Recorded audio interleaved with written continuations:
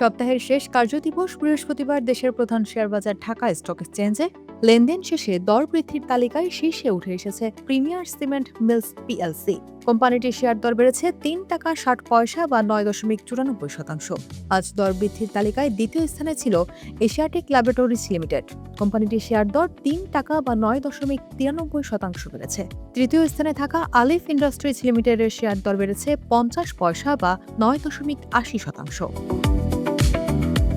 এছাড়া ডিএসসিতে দর বৃদ্ধির শীর্ষ 10-এ থাকা অন্য কোম্পানি ও ফান্ডগুলোর মধ্যে মীর আক্তার হোসাইন ৯.৪৩%, বারাকা পাওয়ার ৮.১১%, এটলাস বাংলাদেশ ৬.৭৫%, বারাকা পতেঙ্গা পাওয়ার ৬.৪৯%, Jahin spinning ৫.৪৫%, ICB employees provident mutual fund 1 scheme 1 ৫.০৮% এবং সাইফ পাওয়ারটেক ৪.৯২% বেড়েছে।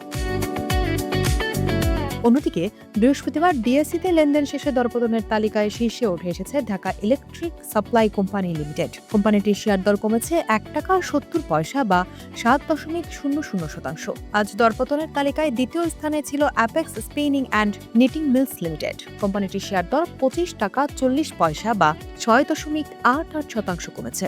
তৃতীয় স্থানে থাকা অ্যাপেক্স ট্যানারি লিমিটেডের শেয়ার দর কমেছে ৬ টাকা ৮০ পয়সা বা ৬.৭১%।